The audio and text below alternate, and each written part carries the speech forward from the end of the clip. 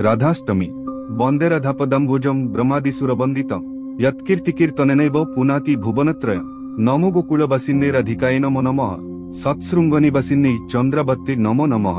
हिंदू धर्म रे भाद्रव शुक्ल पक्षर अष्टमी तिथि को राधाष्टमी भावे पालन करा जायथाय। भाद्रव मास कृष्ण पक्ष अष्टमी तिथि रे कला कानूनक जन्माष्टमी रे जन्म होइतिबा बेले एहार 15 दिन परे वृषभानु नंदिनी राधाराणीक जन्म होइथिला। एणु कृष्ण पक्षर कलारे कानू कला और शुक्ल पक्षर तोफा शुभ्रतारे राधा देवी गोरी।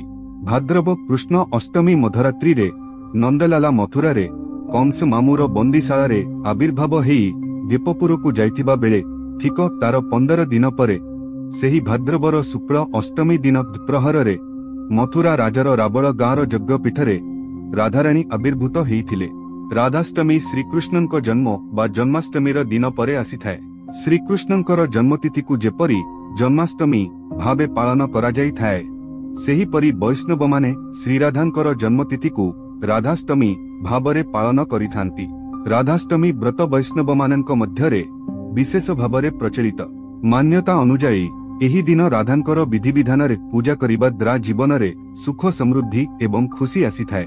पारंपरिक मान्यता अनुजाई जेतेबेले भगवान विष्णु कृष्णଙ୍କ अवतार धारण करिथिले सेही समय रे मां लक्ष्मी राधाराणी रूपरे प्रकट होइथिले। एही दिनकु ही राधा जयंती बा राधाष्टमी रूपे पालन करा जाइथाए। हिंदू धर्म रे जन्माष्टमी भली राधाष्टमीर महत् बेस रहिअछि। कुहा जाए राधाष्टमी व्रत कले सबु पाप नाश होइथाए। अखंड सौभाग्यवती सुख समृद्धि और शांति पई विवाहित महिला माने राधाष्टमी व्रत रखिथांती। केवल एतिकी नुहे संतान प्राप्ति पई मध्य राधाष्टमी व्रत पालन करा जाइथाए। धार्मिक ग्रंथ अनुसारे जेउ व्यक्ति राधाश्री को प्रसन्न करि दियंती श्रीकृष्ण आपे आपे ता उपरे प्रसन्न होई जांती। तेनु कुहा जाए श्रीकृष्ण को संतुष्ट करिबाकू हेले श्रीराधा को प्रसन्न करिबाकू पड़िथाए। श्रीराधाष्टमी व्रत करिबा द्वारा लक्ष्मी गृह को आसीथांती और समस्त मनस्कामना पूर्ण होइथाए। राधाष्टमी भगवान और मनुष्य मध्यरे एक अद्वैय संबंधर प्रतीक को सूचाइथाए। श्रीकृष्णଙ୍କ नाम तुंडर जप करिबा समय रे श्रीराधाଙ୍କ नाम नेबाकू प्राय केही भूलंती नहीं, कारण एही दुईटी नाम बा शब्द परस्पर पई ही सृष्टि होईछि एवं एहाकू केही अलगा करि परिबे भी नहीं। राधा कृष्ण प्रकृति एवं पुरुषर चमत्कार दिव्य संजोग। एहा मध्य कुहा जाए जे धरापृष्ठरे श्रीकृष्णଙ୍କ सह प्रेम भाव सुदृढ़ करिबा पई मानमयी प्रेममयी राधांकर जन्म होइथिला। मानस पटरे राधा नाम एक अलौकिक प्रेमर संभार सृष्टि करिथाए। श्रीराधाराणीଙ୍କ बिना श्रीकृष्ण शक्तिहीन श्रीहीन। एहा जगतर चराचर प्राणी जानती। वास्तव प्रेमर श्रेटस्नी निर्मल धारा राधाश्यामଙ୍କ बात्सल लीलारे प्रतिबिंबित हेयछि। जगतरे शास्त्र नैसर्गिक प्रेमर पवित्र जानवी प्रवाह करिबाकू राधाकृष्णଙ୍କ आगमन वसुंधरा पुष्ठकू हेइथिला, जहाँ काल कालकू अम्लान हेई रहिछि माता कीर्ति पिता वृषभानुष्क अलिअली कन्या राधा बालगोपालଙ୍କ शक्ति स्वरूपिणी प्रेम पूजारुणी हेई दीप वृंदावन ब्रह्धामरे बाल प्रेम लीला करी जाइछंती। आजी रावण गाँर मीटर उच्च पहाड़ उपरे लाल हलदिया पथर रे एक भवदीप राधाराणी महल विद्यमान, जहाकू मध्यवर्ती जुगरे मसीहारे राजा वीर सिंह निर्माण करिथिले। गोलोकवासिनी राधाराणी सीए परम रहस्यमयी, रहस्यर सीए रहस्य। सीए जेपरी रहस्यमयी तांकर जन्म कहानी मध्य सेहीपरि रहस्यावृत्त। तांको जन्म वृत्तांत संपर्क रे भिन्न भिन्न भावे आम पुराण और शास्त्र मानंकरे वर्णित। कहा कहा मतरे श्रीकृष्णଙ୍କ दक्षिण अंशरु श्री राधांको उत्पत्ति बोली कुहा जाए। सेतिपाई वैष्णवीय शास्त्र रे कुहा जाइछि जे जिए ही राधा सिए ही कृष्ण, दुई विग्रह एक आत्मा। अन्य एक मत अनुजाई एकदा सूर्यदेव ब्रह्मांड परिभ्रमण करू करू नाना प्रकारर सूर्य देखि तपस्या करिबाकू मन बड़ाइले। तेणु से मंदर पर्वत गुहारे कठिन तपस्यारत हेले। फलरे पृथ्वी अंधकाराच्छन्न हेला। देवतागण भीत हेले। इंद्र एवं अन्य देवतागणों जाई श्रीहरि को प्रार्थना कले। श्रीहरि देवगणों आश्वासना देई सूर्य को दर्शन देई कहिले, हे दिवाकर, तुमे तपस्या सिद्धि लाभ करियछ, तुमे बर प्रार्थना कर।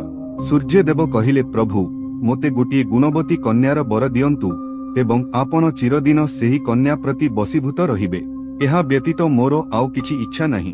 श्रीहरि तथास्तु कहिले। एही पृथिवीरे श्रीहरि केवल श्रीराधांकर वशीभूत। श्रीराधा एवं श्रीहरिंक मध्यरे कौनसी प्रभेद नहीं। पृथिवीर भार लागब पई श्रीहरि वृंदावनर नंदालय कृष्णंको रूपरे अवतीर्ण हेले। सूर्यदेव सेठारे वृषभानु राजा नामरे जन्म ग्रहण कले। श्रीराधा तांकर कन्या रूपे अवतीर्ण हेले। जथाकारे गोपकन्या कीर्तिदांक सहित तांको विवाह अनुष्ठित हेला। पुराणर किंबदंती कहे त्रेतया जुगरे सीतारामंकु अन्न परसिबा समयरे हनुमान ताहा देखि क्षणक पई तांको मनरे एपरी भावना जात हेला जे एहीपरी मोते अन्न परसिबाकु केही साधी नारी मो घरे थिले मु केडे खुशी होइथांती। एहाकु अंतर्यामी श्रीराम जानिपारी भक्तर इच्छा पूरणर योजनारे लागि पड़िले। द्वापर जुगरे तुमे चंद्रसेना नपुंसक रूपरे जन्म होई सीतांकु राधा रूपरे पाइब बोली श्रीराम हनुमानंकु कहिथिले। मात्र नारायण दास तांको रचित हरिवंशरे भिन्न एक उपाख्यान उल्लेख करिसंती। प्रलय अंतरे जीवजगत ओ पिंड ब्रह्मांडर सृष्टि हेला। सुर ओ असुर समुद्र मंथनरे बाहरिथिबा वस्तु ओ पदार्थकु भाग करी नेइगला परे समुद्ररु एक लक्ष्मी स्वरूपा कन्या उत्पन्न हेले। जाहांकर नाम सिंधुराज वरुण नीलकुमारी रखिथिले।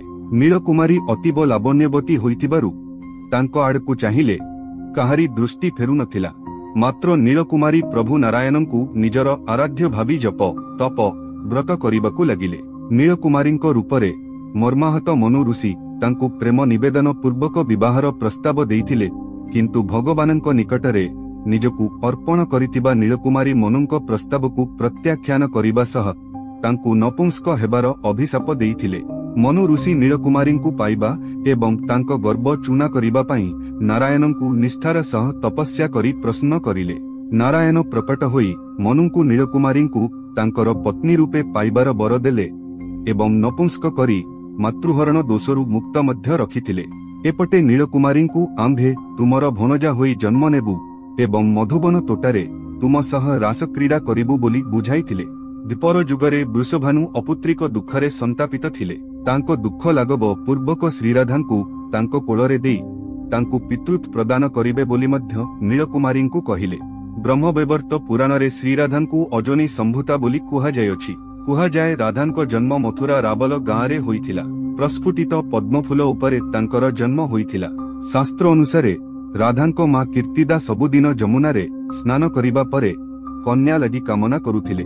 सबुदिन परी सेदिन मध्य से जमुनारे गाधोई कन्या कामना करिबा बेले तांको सम्मुखरे एक शीर्णकमल प्रतिभात होइथिला। आग्रहरे कीर्तिदा पद्मफूल निकटकु जिबारु ताहा फुटी उठिथिला। फूलर केसररे एक श्रीनाभ कुमारी आखि बंद करी शयन करिथिला। जन्मठारु 3 दिन पर्यंत शिशुटीर चक्षु मुद्रित थिला। जेउ दिन से कृष्णंको नाम सुनिले सेदिन तांको आखि खोलिबा सह से दुनिया देखिथिले। राजा वृषभानु राणी कीर्तिदा शिशुटीर ना देइथिले राधा। रा र अर्थ अग्नि, धा हेउछि धावमान, भगवानंको आडकु धावमानर संकेत। वैष्णवमानंको मतानुसारे सेमानंकर आराधनार मुख देवी हेउछन्ति राधा। आराधयति इति राधा। श्रीकृष्णंकु आराधनार प्रकृष्ट साधन हेउछन्ति राधा। अन्य केतेकंको मतरे रा र अर्थ जीवर मर्म, धा हेउछि परम। राध धातुरु राधा शब्द निष्पन्न होइछि।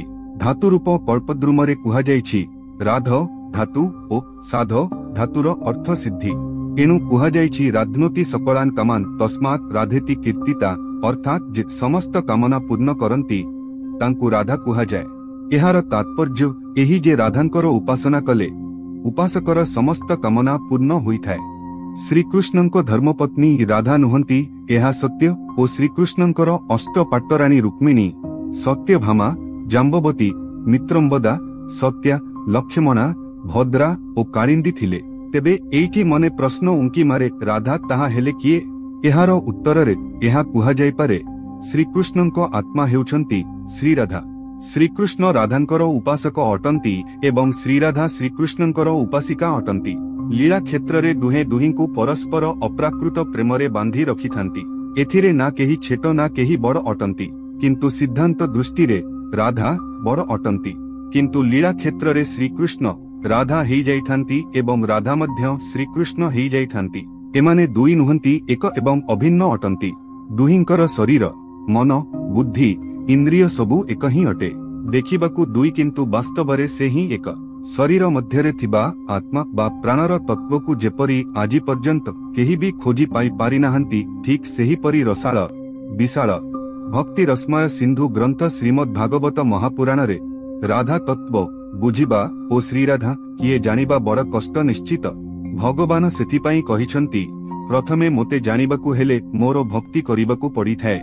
मु जहा उपरे कृपा करिबी से ही केवल मोते जानि पारिथाए।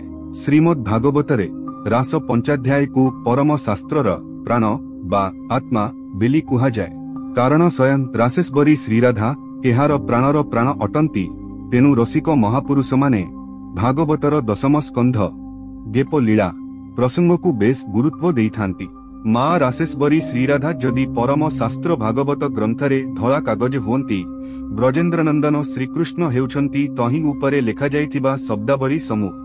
जेपरिकी शरीररू आत्मा चलीगले ए शरीर जड़ बा मृत, ठीक सेही परी श्रीमद् भागवतरू रास पंचाध्याय को जदि काढ़ी निया जाए तेबे श्रीमद् भागवत भली भक्ति रसामृत ग्रंथ मध्य अलेड़ा अदरकारी हेई जिवो। राधांको तत् जानिबाकू हेले श्रीकृष्णंकू जानिबा निहाती दरकार।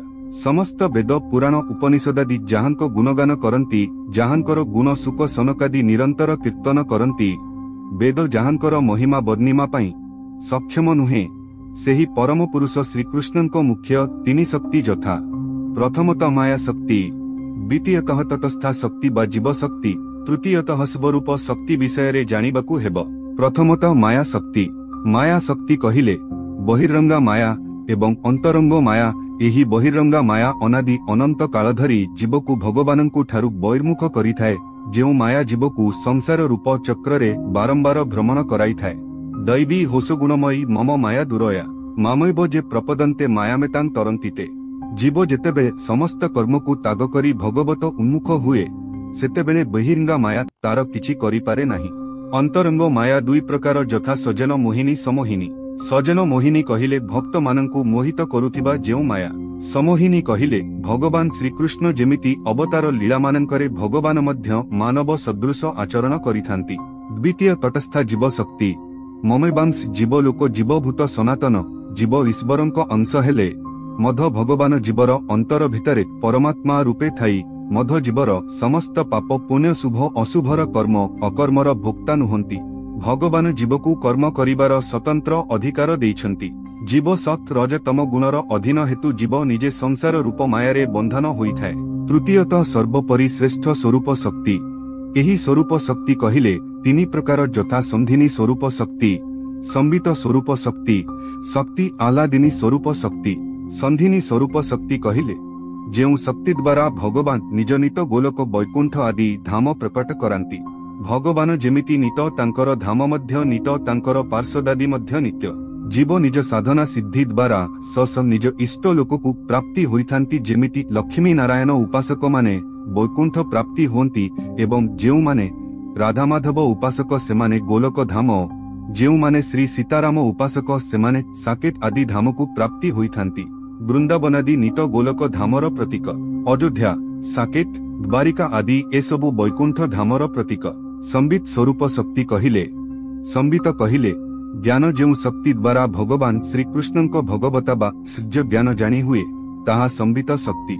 सर्वोपरि श्रेष्ठ हेला आह्लादिनी शक्ति, जेउ शक्ति द्वारा भगवान श्रीकृष्ण आनंद हुअंती।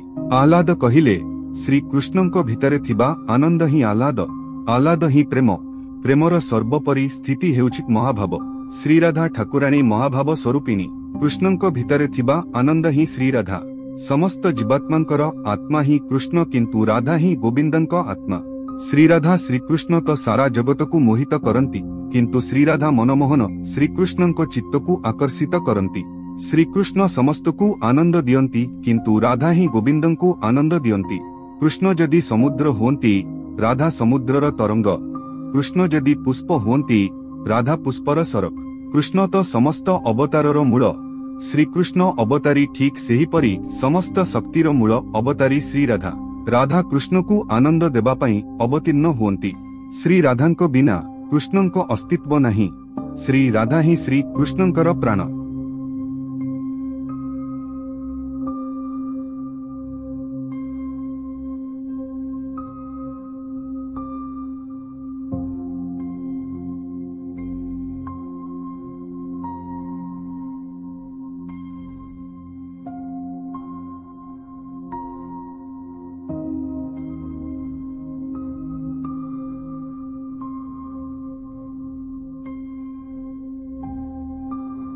आपण शीर्षक न्यूज रो यूट्यूब चैनल को सब्सक्राइब कलेनी कि जदि करि नाहंती एबे करि नियंतु। एहा सह शीर्षक न्यूज रो फेसबुक पेज को और ट्विटर को लाइक और फॉलो करंतु। जय जगन्नाथ।